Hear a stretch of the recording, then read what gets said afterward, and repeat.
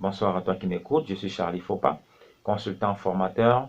Bienvenue sur CF Consulting. Si tu n'es pas encore abonné à cette chaîne, n'hésite pas à le faire. Tu cliques sur le bouton s'abonner et tu seras connecté à cette chaîne. Ce soir, on va parler encore de succès, encore de carrière, parce que la vision, c'est de te permettre comme ça de saisir ta destinée. On s'intéresse aujourd'hui à une dame de fer, une dame de charisme, une dame qui a eu un parcours exceptionnel. Elle va se présenter, elle va nous parler de son parcours, peut-être pas du parcours en général, mais nous parler au moins de ce qu'elle fait aujourd'hui et aussi des prix qu'elle a reçus. Et ensuite, on va s'intéresser plus tard, après cette partie, aux différents éléments qui ont permis comme ça qu'elle puisse réussir. On s'intéresse à Justine Difo, on écoute quel est son parcours, qu'est-ce qu'elle fait aujourd'hui et on revient. Donc, j'enseigne à l'université de Yaoundé 2, le droit des affaires. J'enseigne aussi à l'université catholique d'Afrique centrale, le droit international privé et le contentieux international. Je dispense le même cours à l'Institut des relations internationales du Cameroun. Je donne le genre dans les processus de consolidation de la paix à l'École internationale des forces de sécurité. À l'étranger, à l'Université Lumière du Burundi, j'ai également donné le droit des affaires internationales, commerce international. J'enseigne également à l'Université de Limoges depuis 2 ans.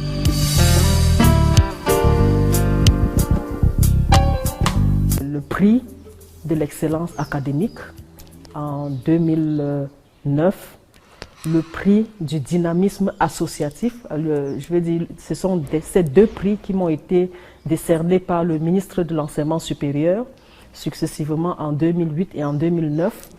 J'ai également eu le prix de l'excellence du leadership politique décerné à une personnalité de la société civile par une organisation non gouvernementale internationale qui travaille sur la gouvernance dans le monde. Voilà quelques prix que j'ai obtenus et toutes souhaitent faire comme moi, être comme moi, devenir ce que je suis devenue. Évidemment, ça a un prix, mais comme cet adage le dit bien, et c'est une leçon de vie, nous pouvons tous changer notre destin en modifiant notre état d'esprit. Bon retour sur CF Consulting, changer sa mentalité, changer son état d'esprit, changer sa destinée. Voilà ce que le professeur ou la professeure vient de nous faire comprendre. Tu dois changer ton état d'esprit, tu dois changer ta façon de voir le monde. Tu dois changer ta façon de concevoir les choses. Et en faisant cela, tu vas transformer ta destinée. Quelles sont ces choses que nous devons changer? Quels sont les conseils qu'elle peut nous donner qui vont constituer un changement d'état d'esprit? On écoute maintenant la professeure sur ces éléments qu'elle a appliqués au fil des années et que si nous repliquons, nous serons sûrs de réussir. On l'écoute et on revient. Il faut éviter des excuses. Quand on veut faire quelque chose, on trouve les moyens.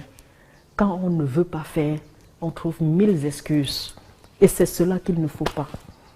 Lorsqu'on franchit le premier pas, par la grâce de la providence, Dieu dispose les circonstances, dispose les opportunités et dispose même les hommes.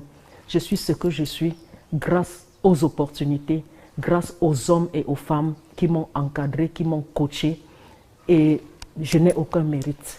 Les leçons à retenir sont d'abord que Dieu écrit droit sur les lignes courbes. Je marche avec ça. Dieu écrit droit sur les lignes courbes.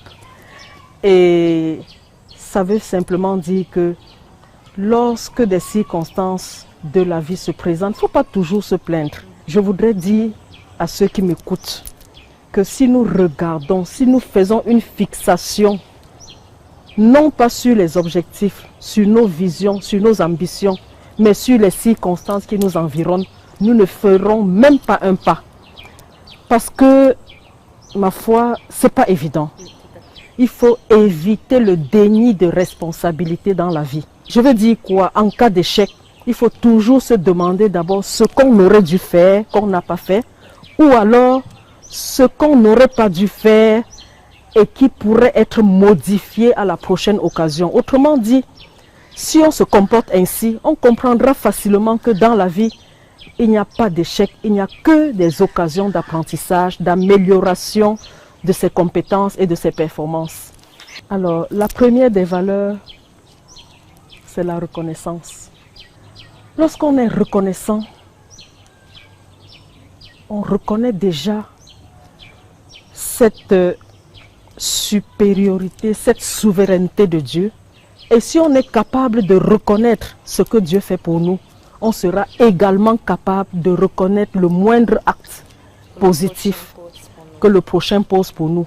Et parce que la reconnaissance est une valeur spirituelle, le monde que nous voyons étant dirigé, étant gouverné par le spirituel, alors lorsque nous sommes reconnaissants, Dieu suscite des circonstances, Dieu suscite des occasions, des opportunités pour que nous manifestions davantage de reconnaissance. Allez, quel enseignement! Waouh, c'était vraiment intéressant, professeur, merci. Alors, elle nous parle déjà d'une chose importante, c'est d'éviter les excuses. Ah oui, beaucoup de personnes aujourd'hui, beaucoup de jeunes, beaucoup de personnes ont tellement d'excuses pour expliquer leur médiocrité, pour expliquer le manque d'engagement, pour expliquer le manque de détermination. On a des excuses, comme ce paralytique dans la Bible, qu'en 38 ans, il n'avait personne pour les mener dans l'eau. Mais un matin, lorsqu'il est face à Jésus, il dit, je n'ai personne. Mais qui est cette personne qui est devant toi, qui te demande, mais qui te pose des questions? Mais il est là pour t'aider. Mais tu dis encore que tu n'as personne. Tu crois encore que tu es à cette période où tu n'avais personne. Je voulais te faire comprendre ce soir que ça ne dépend pas de l'environnement. Ça dépend de ta connexion avec Dieu. Donc tu as besoin de comprendre ce soir que tu dois passer à l'action. Et c'est ce que le professeur a dit. Tu dois faire la première étape. Tu dois faire un pas de foi. Tu dois commencer quelque chose. Tu dois commencer quelque part. Afin que Dieu dispose en ta faveur les hommes, les opportunités, les circonstances en ta faveur. Mais parce que tu as fait un pas. Parce que tu as fait quelque chose. Parce que tu as fait un pas de foi. Il pourra disposer en ta faveur. Ah oui, évitons les excuses. Franchissons le premier pas. Et elle nous dit encore une phrase qui m'a marqué. Elle dit, Dieu écrit droit sur des lignes courbées. Ça veut dire, peu importe les circonstances, peu importe ce qu'on a dit, peu importe la galère dans laquelle tu es né, peu importe les difficultés, parce que les difficultés sont des courbes, mais Dieu peut écrire droit sur ça. Dieu peut redresser, il peut te faire traverser ces étapes. Ah oui, et elle nous dit quelque chose d'important, c'est évitons de nous plaindre. On se plaint pour ci, on se plaint pour ça. Oh, ça ne marche pas. Oh, le pays va mal. Mais pendant qu'on se plaint, d'autres personnes réussissent dans ce même pays. Alors que nous nous plaignons. Des gens réussissent. Des jeunes Camerounais entreprennent, ils ont des startups. Ils ont des entreprises qui marchent. Et d'autres se plaignent. Mais si tu veux que ta situation change en cette saison, tu dois arrêter de te plaindre. Et tu dois commencer à agir. Ah oui, ceux qui se plaignent sont lâches. Tu dois agir. Tu dois prendre le taureau par les cornes. Tu dois saisir ta destinée. Ah oui. Dans cette saison, nous voulons nous encourager à arrêter de nous plaindre. Et elle nous dit, est-ce qu'il faut faire une fixation sur tes objectifs? Et ça me rappelle encore, Pierre, lorsque je dis, Jésus, pardon, si c'est toi, fais que je marche sur l'eau comme toi.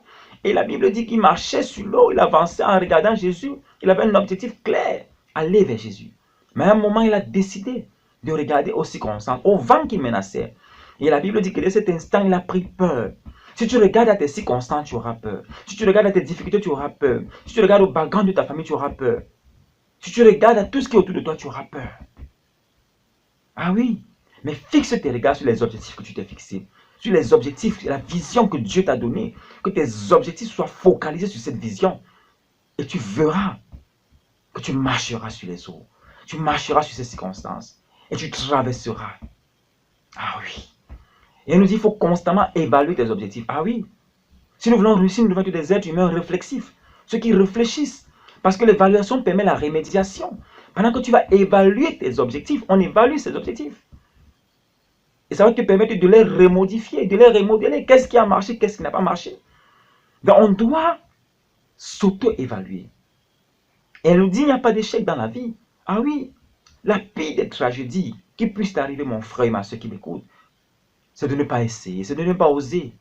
Et d'arriver à 60 ans, 70 ans et dire, ah, peut-être si j'avais essayé d'entreprendre, sans compter sur une cotisation sociale quelconque pour atteindre ta retraite, si j'avais osé faire un projet, si j'avais osé faire ceci, si j'avais osé, oh oui, peut-être ça aurait été différent. Mais nous ne devons pas vivre avec les regrets. Et pour éviter d'avoir les regrets dans ta vie, tu vas devoir oser, tu vas devoir essayer, tu vas devoir faire des choses afin de te rassurer que tu auras au moins essayé. Et comme elle a dit si bien, lorsque tu vas essayer, tu vas oser et tu seras fixé sur tes objectifs, Dieu disposera les circonstances en ta faveur. La Bible dit que les pas de l'homme, lorsqu'ils sont agréables à Dieu, il dispose même ses ennemis en sa faveur. Ils sont en paix avec toi. Mais parce que tes voies sont agréables à Dieu. Et nous disons donc qu'il est important que nos voix soient agréables à Dieu. Il faut que tes voix soient agréables à Dieu. Et c'est pour ça que le professeur Justine entre dans les valeurs. Et dans les valeurs, elle prend une valeur fondamentale. Cette valeur est une valeur stratégique même, je voudrais dire. La reconnaissance, la gratitude. Ah oui. Et ça me rappelle ce lépreux parmi les 10, qui était le seul qui a décidé, après avoir été guéri, de rentrer, dire merci à Dieu, dire merci à Jésus parce qu'il avait été guéri. Les autres sont partis. Et beaucoup de nous sommes comme ça, nous ne sommes pas reconnaissants. Tu n'es pas reconnaissant parce que chaque jour tu sors, tu reviens. Tu n'es pas reconnaissant parce que tu traverses la route, la voiture ne te compte pas. Tu n'es pas reconnaissant pour les petites choses chaque jour. Tu prends ça pour acquis. Mais d'autres personnes ont fait les mêmes choses que toi, sont mortes. Mais toi, tu es là. Nous devons être reconnaissants cette saison. Nous devons reconnaître. Et elle dit, Dieu, pendant que tu vas reconnaître, tu vas donner d'autres occasions d'être reconnaissant. Ça veut dire que Dieu est un behavioriste. Ah oui, le renforcement, ça marche avec Dieu.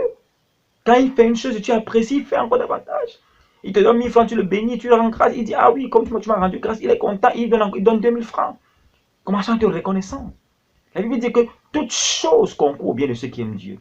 Les bonnes et les mauvaises concourent à ton bien, mon frère et ma soeur. Mais apprenons à être reconnaissants en cette saison. Apprenons à reconnaître ce que Dieu fait des choses dans notre vie. Apprenons à reconnaître même pour les choses qu'il n'a pas encore faites, comme Jésus l'a fait, avec 5 pains et 2 poissons. Il a été reconnaissant. Il a été reconnaissant. Et on connaît la suite. Près de 5000 personnes avec seulement 5 pains et 2 poissons. Pourquoi? Le pouvoir de la reconnaissance. Le pouvoir de la gratitude. Pendant que tu vas remercier Dieu pour le peu qu'il te donne, pendant que tu vas oser passer à l'action, pendant que tu vas te fixer sur tes objectifs, pendant que tu vas changer cet état d'esprit, ton rêve s'accomplira. Cette vision s'accomplira. Ce projet s'accomplira. Et tu réussiras. Dans ce soir, on voulait s'inspirer de Justine Difo pour nous parler un peu. Nous te tirons notre révérence, professeur, pour ces conseils. Que Dieu te bénisse davantage. Nous croyons que toi qui as écouté ce message, tu vas changer ta mentalité à partir de ce soir. Tu vas changer ta façon de penser, de voir le monde. Et tu vas commencer à être reconnaissant. Et à avoir même un journal de reconnaissance. Et dans ce journal, chaque jour, tu vas écrire les petites choses que Dieu fait pour toi. Et pendant que tu vas faire ça, tu vas te rendre compte que les circonstances autour de toi vont changer. Parfois, on se dit, c'est quand ça va changer que je vais changer. Nous, on dit non. Changeons et les circonstances changeront. Soyons heureux et les circonstances autour de nous se conformeront à cette décision d'être heureux. C'était Charlie Fopa ce soir. Pour t'encourager, pour te motiver, tout est possible à ceux qui croient. Bonsoir.